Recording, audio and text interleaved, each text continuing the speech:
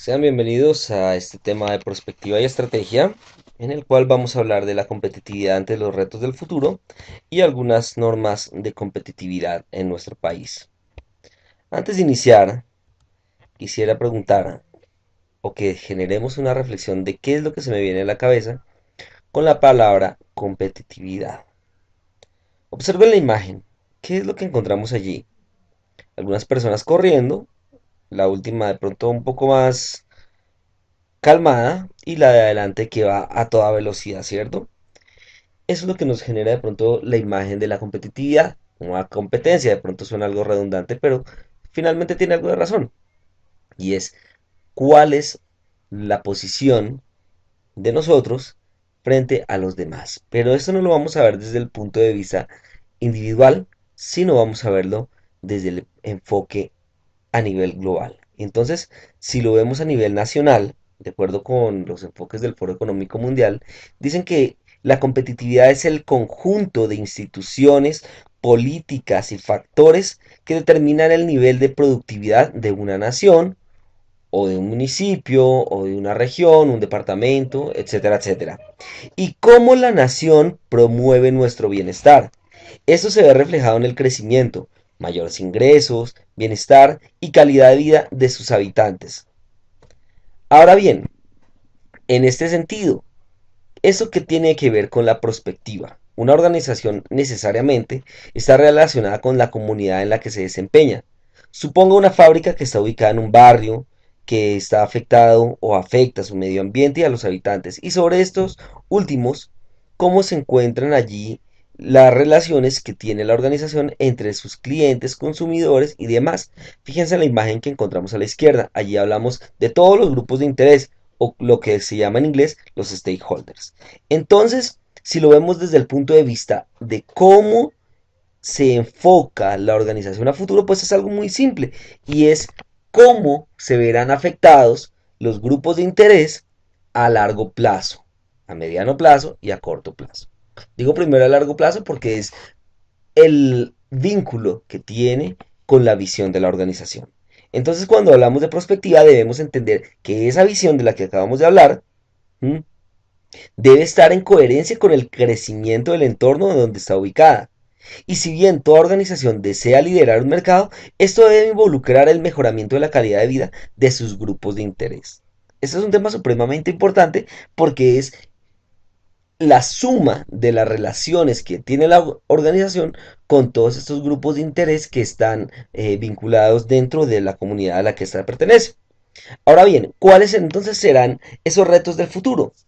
Primero, formulémonos unas preguntas.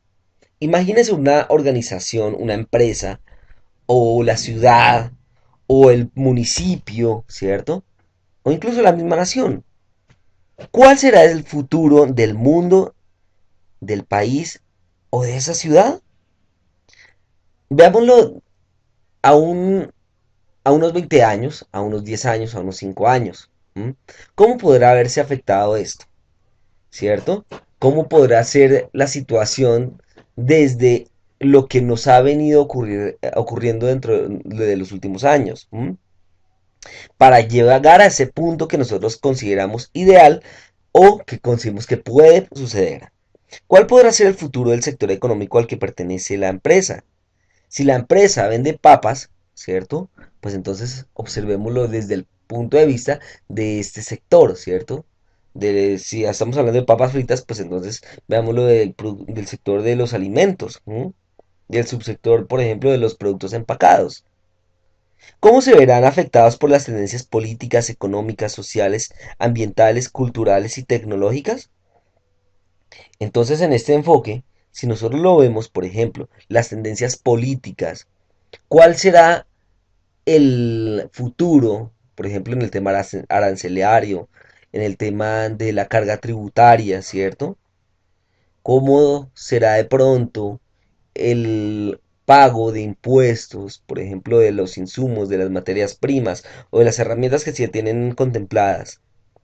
Esas tendencias económicas, ¿cuál será la posición de Colombia en un futuro lejano, mediano e incluso el corto? esas tendencias sociales? ¿Será que en ese futuro a las personas les gustará comer esas papas fritas o de pronto van a consumir, por ejemplo, productos con características de probióticos, por ejemplo, ¿cierto? Entonces, ¿cómo se involucran allí otras características que les permiten mejorar la calidad de vida de las personas? En los aspectos ambientales, ¿cierto? ¿Cómo podemos ver que nuestro producto afecte o sea afectado por características ambientales? Por ejemplo, suelos con altos niveles de sales, ¿cierto? O suelos ácidos. Entonces, ¿dónde se cultivan las papas? Nosotros vamos a dar respuesta de pronto que en Boyacá o en el Nariño. ¿M? Si el nivel de acidez del piso, del suelo donde se cultivan las papas aumenta, ¿qué va a pasar? Si de pronto en vez de cultivar papas se va a producir otro tipo de alimentos, entonces ¿qué es lo que va a verse afectado allí? Y por ejemplo el incremento, como hablábamos, del costo de los insumos, entonces ¿cómo se podrá ver afectada esa producción de este producto? Características culturales. Entonces, pues si nuestra cultura colombiana es del consumo de la papa, pero nos vemos afectados por el consumo de otros productos, porque así es lo que marca la tendencia internacional, y también el consumo de estos productos a través de las tendencias tecnológicas. Entonces ya no se produzca de pronto a través del uso de herramientas, por ejemplo, el asadón, la pica, la pala, sino de pronto que se empiecen a utilizar medios automatizados para que se aumente el cultivo de estos productos. ¿M? Y de acuerdo con todas estas tendencias, entonces, ¿qué estrategias debiera emplear nuestra organización para permanecer y liderar esos mercados servicios o e incluso incursionar en nuevos mercados? Entonces, después de haber dado la respuesta a las preguntas anteriores, podemos deducir que los retos del futuro entonces serán esas acciones que una organización deberá emprender de acuerdo con las tendencias globales para posicionarse en los mercados servidos y en los mercados nuevos. ¿Cierto? No limitándose a su realidad actual, sino entendiendo que a partir de las innovaciones se podrán construir esos posibles escenarios. Lo mismo ocurre con las ciudades y países. Si nosotros no innovamos los productos que nosotros desarrollamos, pues seguramente vamos a seguir desarrollando lo mismo, pero nos vamos a ver limitados en comparación con otros mercados. Les pongo un ejemplo. Una fábrica de zapatos en Bogotá sabe cómo hacerlos, sabe cómo producirlos, porque así fue como lo empezaron a desarrollar sus propietarios hace muchos años. Y entonces saben cortar el cuero, saben cómo hacer las suelas, saben cómo pegar ese cuero, saben cómo darle forma, pero siguen produciendo lo mismo con la capacidad instalada, porque si tienen 10 empleados, por más que aumenten las demandas del mercado por ese producto, pues van a seguir haciéndolo. ¿Por qué? Porque yo soy capaz de hacer lo máximo con la capacidad que tengo, ¿cierto? Y entonces una persona va a seguir produciendo la misma cantidad durante ese tiempo que tiene para producirlos. Pero ¿qué pasaría si implementáramos nuevas tecnologías? Por ejemplo, la automatización de estas fábricas. En la China, una fábrica de calzado fácilmente puede producir 1000 pares en una hora. En Colombia, una fábrica con 10 o 12 empleados puede producir más o menos unos 50 pares. 50 pares contra 2000 pares o 1000 pares, pues fíjense que es una cantidad pues considerable de diferencia, ¿cierto? Ya pues obviamente se verán involucrados otros factores para afectar la calidad. Entonces ahí se verán involucrados, por ejemplo, las materias primas empleadas, ¿cierto? La calidad, por ejemplo, de los insumos empleados. Un insumo puede ser el pegante, ¿cierto? La energía eléctrica, el gas que se empleó para esas herramientas de automatización. Y ahora planteemos dos situaciones, el declive de Detroit y la evolución de Dubái. Observen las imágenes que se presentan acá. Hace 25 años, Detroit era reconocida como la principal ciudad industrial en los Estados Unidos porque allí estaban asentadas las principales industrias de vehículos. Y por lo tanto, esta ciudad era reconocida porque allí todas las grandes empresas llegaban a invertir y asimismo producir. Pero resulta y pasa que se empezaron a estancar y se dieron cuenta que era más barato producir en otros países, por ejemplo en México, en la China, en Indonesia, en Tailandia, en Taiwán, etcétera, etcétera. Y por lo tanto, esos dueños empezaron a trasladar sus fábricas a esos otros puntos. ¿Y qué fue lo que pasó con la ciudad? Que empezó a perder su posición y por lo tanto aumentaron las tasas de desempleo. Ujú. Ya las personas no querían vivir allí. En este momento hay una tasa de violencia que no se esperaba hacía muchos años y por lo tanto esta ya es una ciudad que, como pueden observar en la imagen, pues se encuentra en un punto de su historia que nadie se quiso imaginar. Ahora miremos Dubái. Fíjense en las imágenes de la derecha. Hace 25 años Dubái era una ciudad desértica que dependía netamente del petróleo. Pero si observamos la imagen de abajo, es una ciudad futurista que hoy por hoy es la principal ciudad del Medio Oriente. Y yo diría que en poco tiempo será la principal ciudad en nivel mundial para realizar negocios. ¿Y qué fue lo que pasó? Que se dieron cuenta que efectivamente el petróleo es un factor importante en la economía, pero había que potenciar otros, por ejemplo, el turismo, ¿cierto? Otro tipo de industrias también, por ejemplo, la elaboración de confecciones, incluso de otro tipo de productos que ni siquiera las características geográficas de la región daban para eso, pero hoy por hoy han logrado posicionarse. Y seguramente, si continúan así, van a ser los principales líderes en diferentes mercados. Encontramos ahora los ejes de competitividad. En Colombia, el gobierno actual ha establecido los siguientes ejes de competitividad. Son 11. Resumiéndolos, el primero, desarrollo de las regiones, que se creen comisiones regionales de competitividad con proyectos específicos para crear relaciones de clase mundial. Entonces aquí se verán involucrados el gobierno, obviamente, las empresas, que son las que mueven la economía, el sector académico, ¿cierto? Porque las universidades necesariamente tienen que involucrarse allí a través de la formulación de proyectos de investigación, ¿cierto? Y de innovación, y pues obviamente que ya el sector de los habitantes, que allá están pues viéndose representados a través de las juntas de acción comunal y demás. La infraestructura, concesiones viales para tener mejores carreteras para las cadenas logísticas y de transporte, las famosas vías 4G. ¿Por qué? Porque si bien nos permiten desplazarnos, ¿cierto? Pues también esto está relacionado para las empresas que trasladen sus productos, sus materias primas y demás de un punto A un punto B, desde el puerto, ¿cierto? Hasta el área de producción y desde el área de producción hasta el puerto con los productos terminados para exportarlos. ¿Mm? Y obviamente esto está involucrando muchos sectores de la economía también. Transformación agropecuaria, que se garantice la producción eh, agrícola de acuerdo con las ventajas comparativas y los factores diferenciales. Quiere decir que si cada municipio, si cada departamento tiene una serie de ventajas comparativas, ¿cierto? Aquí, por ejemplo, en el área donde usted vive, se produce, no sé, plantas, por ejemplo, de feijoa. Esas son las características que hacen que se dé este producto, pero entonces vamos a competir con otros sectores, ¿cierto? A través de los factores diferenciales, lo que nos hace diferentes con la producción de los productos, perdón la redundancia, terminados. Entonces, sabajón de feijoa, ¿cierto?